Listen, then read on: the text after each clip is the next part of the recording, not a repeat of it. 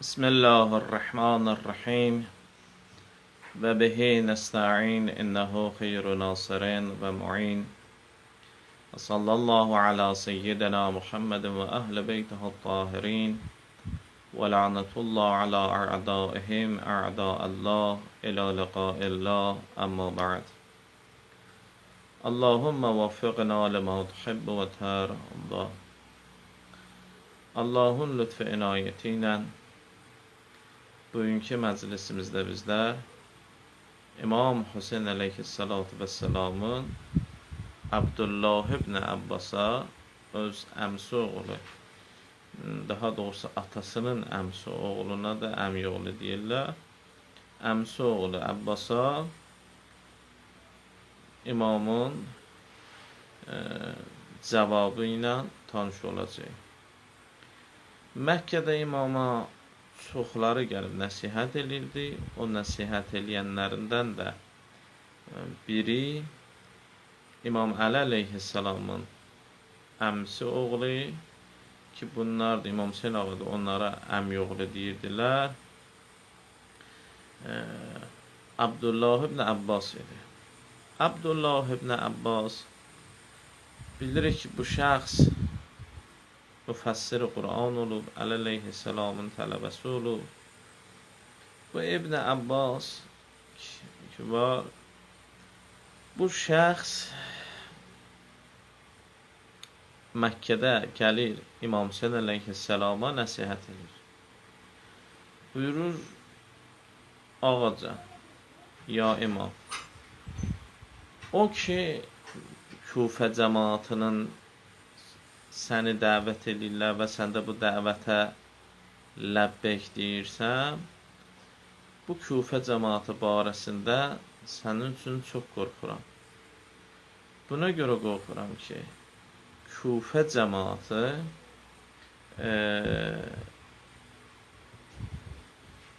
qonaq dəvət edəndilər. Qonağı yaxşı dəvət edərlər. Yaxşı dəvət etmə üslubunu bilirlər.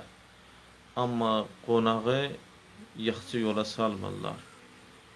Eynən atan Əmir əl-Möminini və qardaşın İmam Həsən-i Müctəba əleyhissalamların hadisələri ki, yaxın bir vaxtda göz önündə olmuş hadisələrdəndir. İmam ona cavab verir burada. İmamın cavabını oxuyuram. Yebnə əmmi, mənim əmmim oğlum, ey mənim əmmim oğlum, inni həqiqətən mən vallahu lə'ələmu ənəkə nasihun müşfiq. Sən içindən gələn məhəbbətdə və mənə qarşı olan sevginə görə mənə qəşəng nəsihət edirsən. Bunu mən bilirəm. Vallahi bilirəm. Yəni, sənin pis niyyətin yox, özünü göstərməyin yox. Bilirəm ki, sən mənə yaxşı bir niyyət, mənim halıma yanırsan. Biz əvvəlki bəhslərdə dedik, gərək bunlar imama yol göstərməyidilər.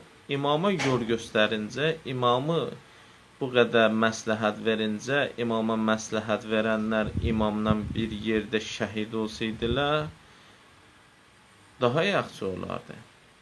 Diqqət edin məsələyə. İmam buyurur ki, sənin sözünün artıq mənası yoxdur. Və qəd əzmə'tu aləl-masir. Mən artıq qəsd eləmişəm, hədəfim də budur, bir yolu gedim mən Kufəyə tərəf. Çünki onlar mənim boynuma bir hüccət qoyublar ki, gərək mən onlara tərəf gedim.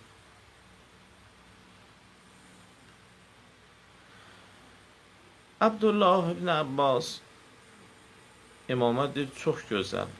Ağa, əgər gedirsənsə, onda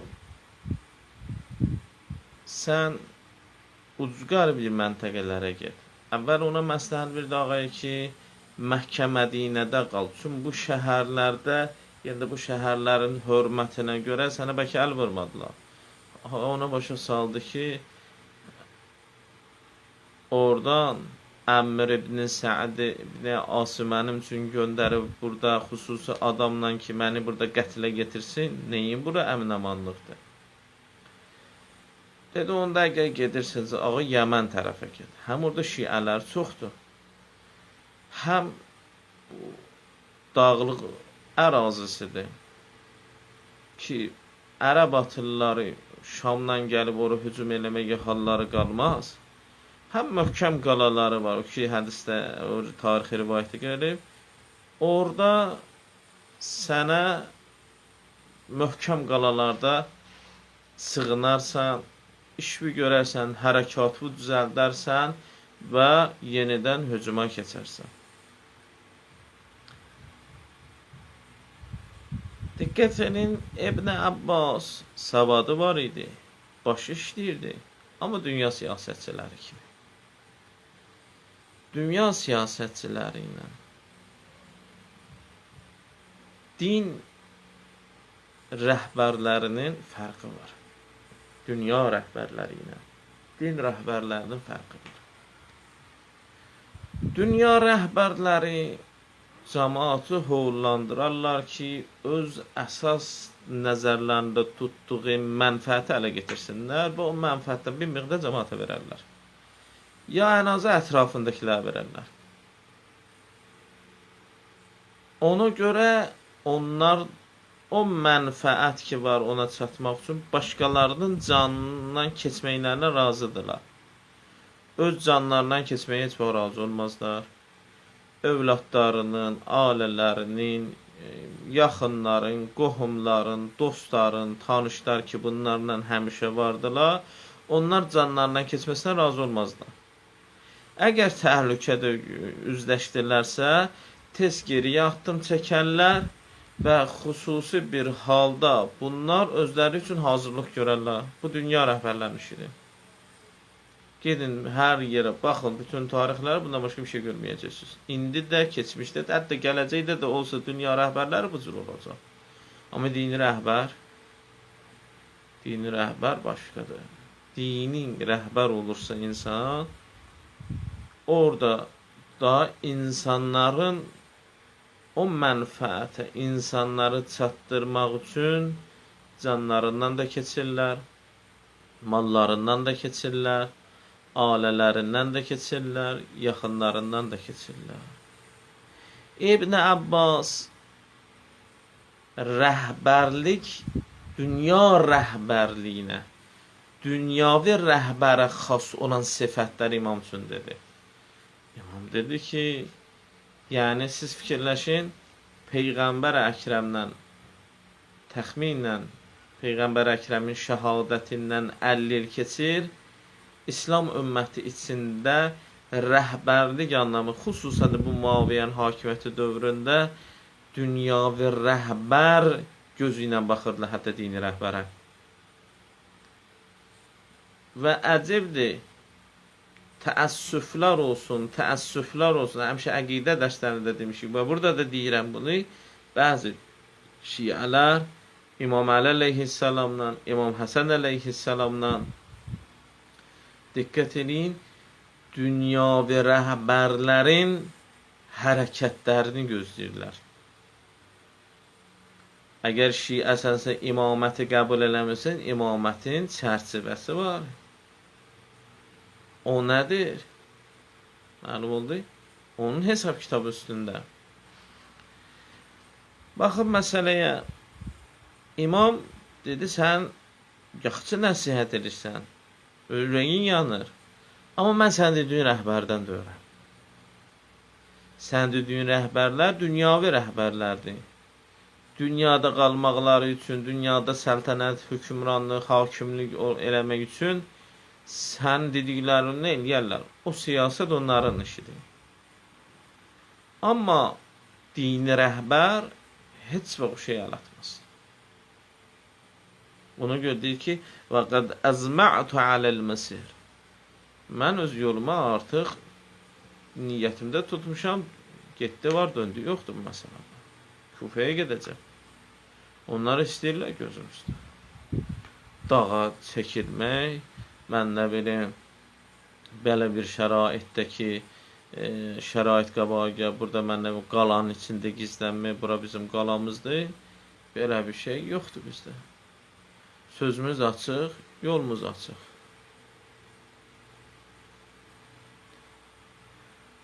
İmam İbn Abbas sonra bir söz deyir. O tarixi kitablarda, məqtəllərdə gəlib. Abdullah ibn Abbas imama buyurur, çox yaxşı. Onda nə Məkkədə qaldın, nə Mədinədə qalırsan, nə Yəmənə gedirsən, onda səndən bir xahişim də var. İmam dedi, buyur. Dedi, imam, heç olmasa bu arvad uşağı, bu aləni aparma. Çünki əgər sən bu aləni aparsan, bunların gözü qarşısında rəhm eləməyib səni bunlar öldürəcəklər. Mən o səhnəni elə bir görürəm. İmam Abdullah'a bu cavabı verir.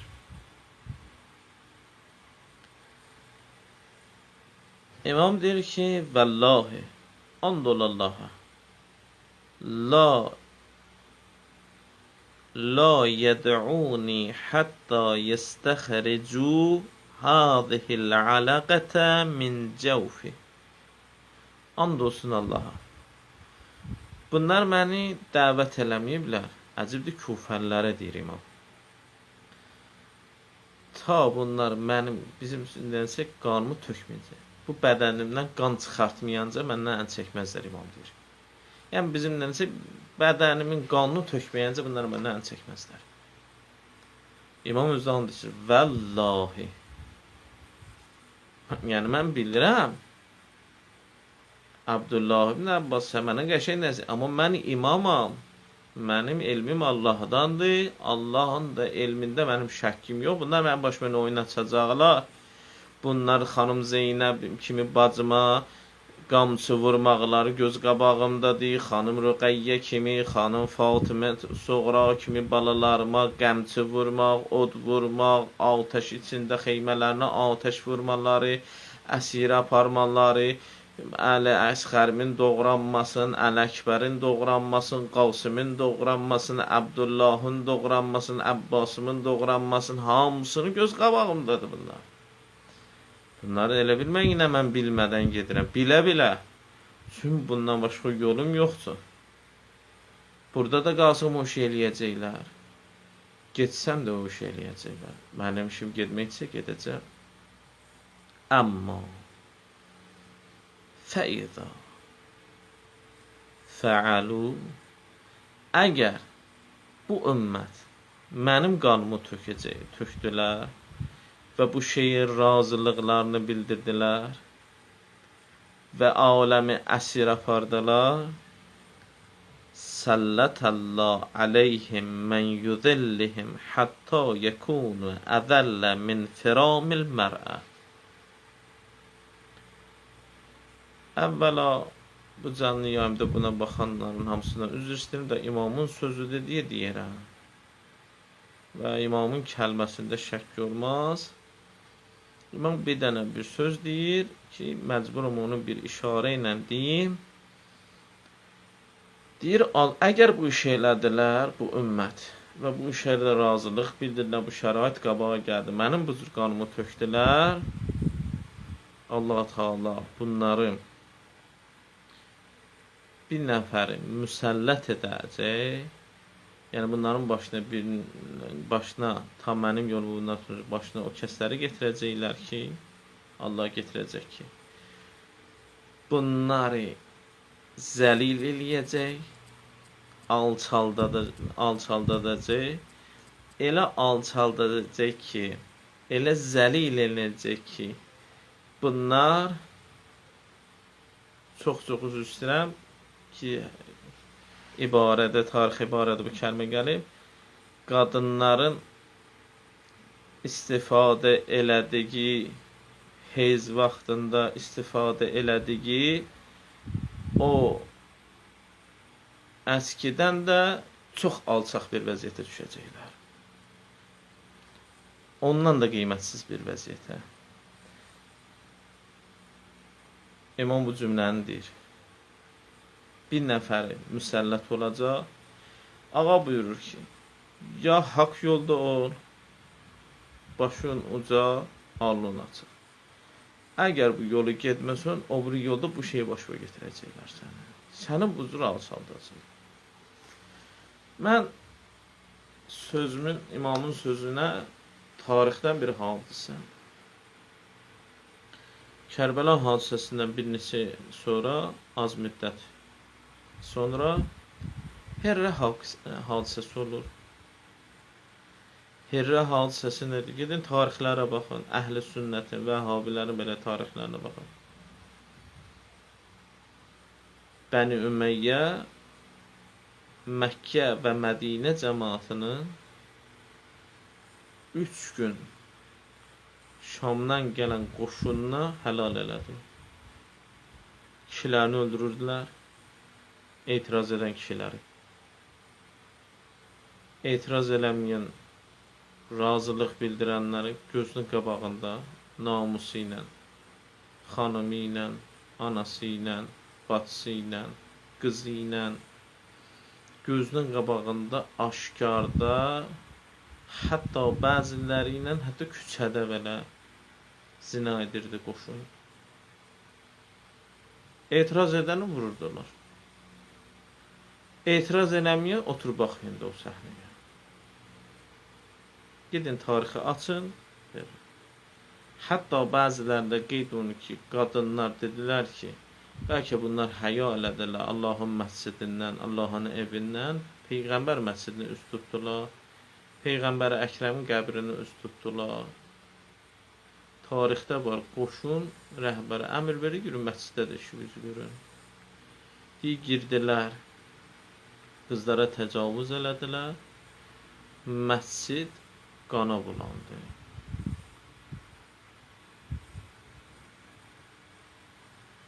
Var ki, imamdan sual edirlər, ağa sənə qurban olar. Allah bu bəlanı necə götürdü? Bu cinayəti necə götürdü? Allahın evində, məscidində zalim, məzlumun qadını bu cür tökür. Allah sakitdir yəni. Dedi, bu cinayətin səbəbi sizsiz. Allahın boynuna yatırsan. Siz ki, İmam Hüseyin əleyhissalamı tənha qoydunuz ki, evlənəsi oğlanlarımız var gələcəkdə, biz ölsək kim onları evləndirəcək? Evlənəsi qızlarımız var, biz ölsək onları kim alacaq? Bunların qarınları var, giyimləri var, kim dolandıracaq? İmamı buna görə tənha qoydunuz, imamın buyurduğunu buna görə ayaq altına qoydunuz, buyurun, gidin o qızlarımızı qoruyun, gedin o xanımlarınızı qoruyun, o bacılarınızı qoruyun, o analarınızı qoruyun, gedin o oğlanlarınızı qoruyun, gedin qoruyun da indi. Siz ki İmam Hüseyini qoydunuz ki, siz ancaq belə şeylər qoruyacaqsınız, gedin qoruyun da indi. Və hətta tarix kitablarında var ki, Mədinə şəhərində bilxüsus elçiliyə neçə il müddətində gedəndə əvvəlcədən o qız atası kimi məruf olan dırnaq arası kişi deyirdi ki, mən bilmirəm ha, mən sənə söz vermirəm qızım qız xeylağı. Gördün imamın sözünü? İmam and içdi də. Dedi, and ol Allah, Allah bunları bir nəfər müsəllət edər. Onları o qədər alçaldar, gəlib o səviyyədən də aşağı səviyyə düşürlər. Tarix həmişə bəhsli var. Hər kəs İmam Hüseyin ağa xəttini özbözlüyünü bilə-bilə onu tərk edib, başına bu hadisələr gəlir. Başına bu hadisələr gəlir. Həmişə bu cür alçaqlıqla dünyanı tərk edir. Gidin mütəvəkkilin tarixinə baxın. Əbbasi xəlifəsi ki, İmam Hüseyin ağanın 3-cü qərarından, hələ 2-dən qərarda nə haqqa çıxartmışdı, onu demirəm, qəbrinin sökülməsinin əmrini verdi. Gidin görün, öləndə o necə elədi? Öldü. Gözünün qabağında məhrəmi ilə zina eləyirdilər. Bir nəfər yox, 2 nəfər yox. Xəlifə idi ya bu mütəvəkkil. Özü türk vəzirləri ki, türk millətindən idi. Bunun ailəsi ilə bu cür oyunlar çıxardılar. Gözünün qabağında sonra bunu daha top kimi o onu vurub ötürürdü, bu buna vurub ötürürdü. Qanqaysan içindədir, sarayın həyətində susuz it kimi can verdi, deyirdi. İmam Hüseyin ağanın məktəbinə əl uzatmaq, İmam Hüseyin ağanın məktəbinin qabağında dayanmaq, hələ dayanan olmuyor. Dayananın da sonu belə olur. İmam Hüseyin ağa ona görə dedi. Hər kəs məni ilə deyir, mənə qarşıdır və bu şeyləri mənə görə eləyəcəklər, bunların başına valsələr gələcək. Hətta mən buna ağsaqqallardan da o vaxt eşitmişəm. Görün, baxın, hər kəs İmam Hüseyin ağanın ələmindən namərd əli uzadıbsa, o günə qalıb. Gedin, izləyin həyatlarını. Sovet vaxtında məsələn danışırdılar, Sovet vaxtı gəldilər, filan şey elədilər, filan. Həmin kəsin məsələn filanı filandır. Filanı filan cüncar verdi, filanın başına filan hansısa gəldi. Ağsaqqallardan eşitməmişsiniz Sovet vaxtı, gedin elə bir iş. Eşitməyə ehtiyac yoxdur. Tarix həmişə gedir, öz axarı ilə gedir. Və bu hadisələr hamısı olacaq. Və bunu da Elxan and içmir, mən nə bilim Şeyx Müfid and içmir, Xarəzmi and içmir. Bunu İmam Hüseyin əleyhissalam and içir, Abdullah ibn Abbasa o sözünü deməyə. Diqqət edin. Çox çətindir bu məsələ. Belə deyil ki, İmam Hüseyin ağanın xəttini bıraxasan, ya İmam Hüseyin ağanın xəttini üzböz olasan, Allah səni dünyada rahat bıraxacaq. Heç vaxt rahat bıraxmayacaq. İmamına görə and içir, mənim başıma oyun açan, mənim məktəbimin qabağında dayanıb bu oyunları çıxardanın başına həmişə bu oyunlar gələcək. Belə alçalacaq və bundan da alçaq vəziyyətə düşəcək. Allah'ın verir izzəti cəlalına, Allah İmam Hüseyin əleyhissalamın məktəbi bərəkətli aləmlərə, Allah bu bərəkətin biz Hüseynçilərə daha da bərəkətli qərar versin. Allah Teala and verir izzəti cəlalına, Allah Teala bizləri dildə yox, əməldə Hüseynçilərdən qərar versin. Allah Teala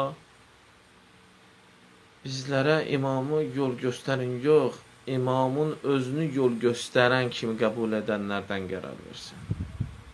Həqiqi İmam Zaman ağanın zuhurunun intizarını çəkənlərdən. Nə olaydı? Kaş sabahları İmam Zamanımız zuhur eləyirdi. Məkkədən yayılan səs hamımızın qulağına çatıydı ki, ənə bəqiyyətullah. Allah tezliklə qulaqlarımızı o sədana inşallah seyirab eləsin. Allah İmam Zaman razılığını qazananlardan bizləri qərar versin. Elə biləm bugün bu qədər kifayət elə inşallah.